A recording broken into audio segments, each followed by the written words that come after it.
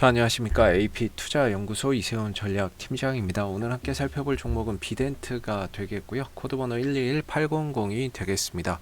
현재 시각은 2021년 2월 22일 월요일 10시 10분을 향해 가고 있는 시점이 되겠고, 현재 비덴트는 약 1% 정도의 하락 흐름들을 보여주고 있는 상황이 되겠습니다.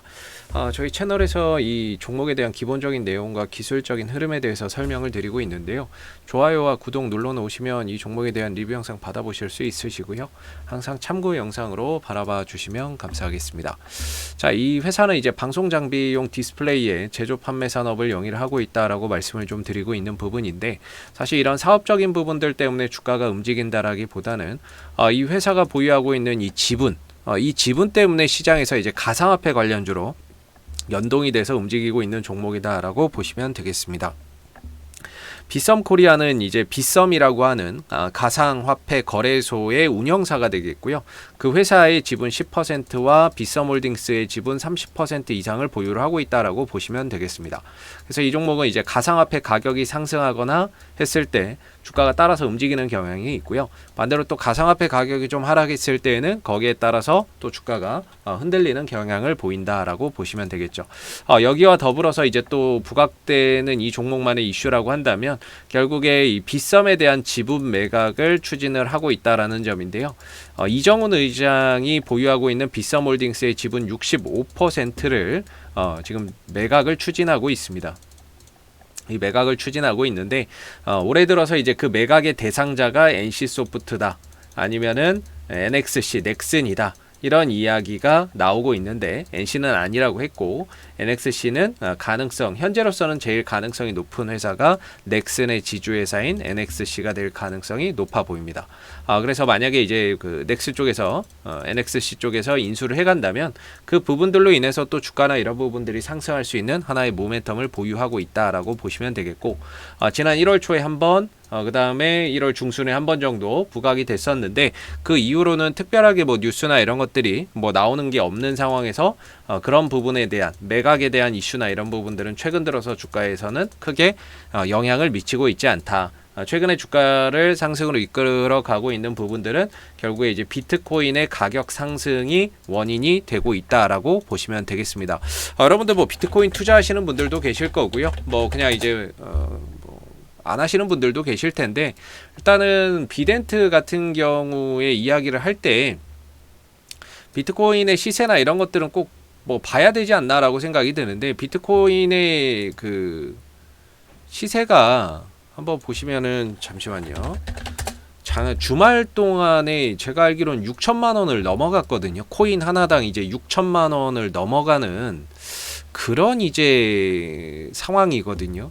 여기 한번 보시면 지금 좀 화면이 좀 이상하긴 한데, 한번 보시면은 이 비트코인인데, 비트코인의 가격이 6,460만 원이에요. 코인 하나에, 동전 하나에. 물론 이제 디지털 화폐인데 이거 하나에 지금 6,500만 원을 가고 있는 상황입니다. 그러다 보니까 뭐 최근 들어서 좀 좋은 이야기들이 많이 나왔어요. 이게 비트코인에 대한 뭐 일론 머스크의 투자 이야기도 있었고, 좋은 이야기들이 많이 나오다 보니까 주가가 좀 많이 상승하는 그런 이제 모습을 보였는데, 최근 들어서는 또 경계하는 발언들도 많이 나오고 있습니다. 바로 이 옐런 그 미 재무부 장관이 비트코인은 투기성이 높은 자산이다, 규제 가능성을 거듭 시사했다라고 하는 부분들, 물론 이런 사태에도 뭐 비트코인의 가격이 계속 상승은 하고 있습니다만은, 이런 이제 발언이 나왔다라는 부분에서 혹여라도 주가나 이런 부분들이 좀 단기적인 조정의 가능성이나 이런 부분들이 발생할 수 있다라는 점도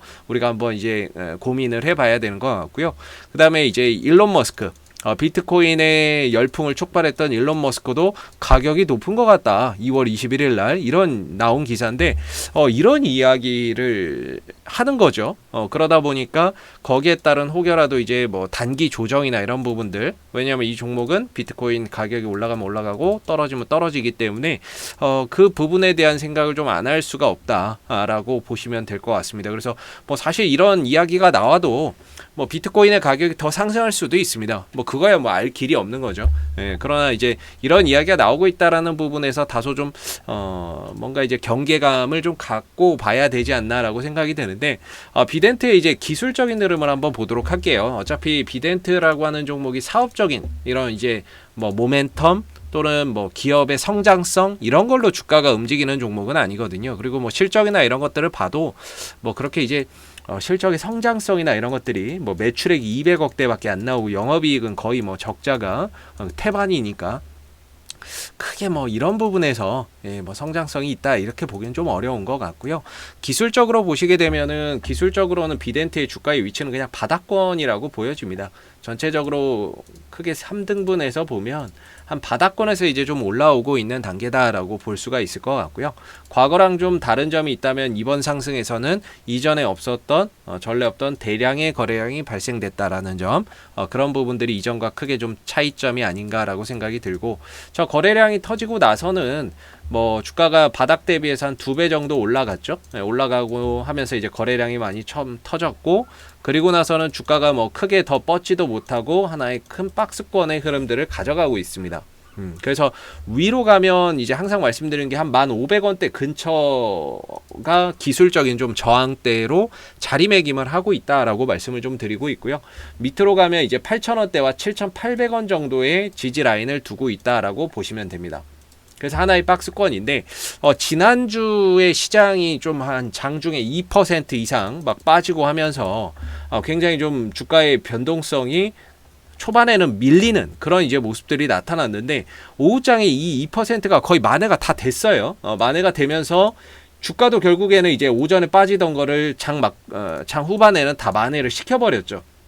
그래서 지금 보면 비덴트의 단기 방향성은 상방을 지향하고 있다라고 보시면 됩니다. 즉 5일선이라고 한다면 이 5일선이 종가상으로 이탈되기 전까지는 상방을 지향하고 있다, 방향을 위를 보고 있다라고 보시면 될 것 같고, 5일선이 계속해서 지켜지는 한에서는 주가나 이런 부분들은 우상향할 수 있다라고 보시면 되는데, 지난주에 장 초반에 좀 밀리다가 막판에 올리면서 다 만회를 시켜서 5일선 위로 올려놨습니다. 오늘 역시나 또다시 상방을 좀 지향하고 있는 가운데 박스권 상단 1,500원을 좀 터치를 해주는 모습이죠. 좀 아쉽게도 또 돌파가 되지는 않습니다. 돌파가 이게 뭐 쉽게 되지는 않고 있는데, 여기서 뭐 뉴스가 하나 좀 터져야 될 것 같아요. 돌파가 되고 있지 않지만 여전히 5일선은 우상향, 상방을 지향하고 있기 때문에 5일선만 깨지지 않는다면 다시 한번 또 재돌파 시도나 이런 것들이 얼마든지 나올 수 있다라고 생각하고 있습니다. 근데 만약에 이제 5일선이 깨진다? 그러면 이제 주가나 이런 부분들이 좀 쉬어갈 수 있는 거죠. 돌파 못하고.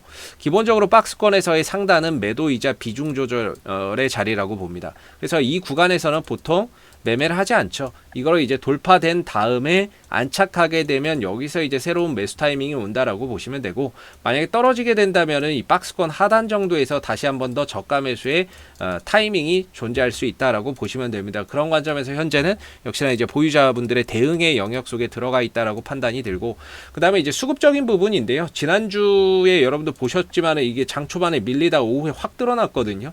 역시나 이제 떨어질 때는 거래량이 나오지 않아요. 올라갈 때만 거래량이 터집니다.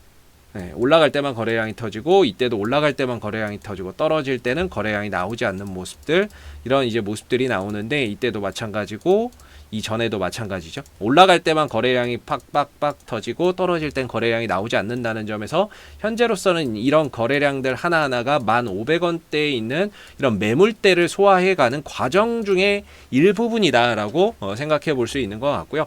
오늘 뭐 장 초반에 갭이 뜨고 나서 일부 좀 거래량이 터지긴 했습니다만, 이전 거래량에 비해서 뭐 반도 안 되는 거래량이기 때문에, 반 정도밖에 안 되는 거래량이라서 뭐 크게 문제될 부분들은 아니지만, 요 부분들이 오늘 터졌거든요. 그래서 요거 터지고 나서 주가가 조금 탄력을 잃어가는데, 역시나 이제 5일선 깨지지 않으면, 뭐 크게 종가상으로 5일선 깨지지 않으면은 역시나 다시 또 재차 상승할 가능성이 존재한다라고 보시면 됩니다. 그래서 굉장히 좀 중요한 자리에 들어왔다라고 보고요. 이 박스권 상단인데 이걸 이제 이번에 돌파를 해 주느냐, 아니면 이번에도 또 돌파하지 못하고 이전처럼 되밀리느냐, 중대 기로에 놓여 있다라고 봅니다. 그래서 돌파하게 된다면 이동안에 모였던 에너지가 위로 분출되면서 뭐 2차 상승이나 이런 부분들을 또 만들어낼 수 있는 부분이 될 것 같고, 반대로 이 구간을 돌파하지 못한다라고 했을 때는 결과적으로 또 주가는 박스권 하단을 향해서 또 점진적으로 가격 조정과 기간 조정이 만들어질 수 있는 그런 중요한 구간이기 때문에 이 구간에서 5일선 깨지지 않으면서 1,500원대 위로 안착하는 그런 이제 모습들이 향후에 나오기를 좀 기대를 해보고요.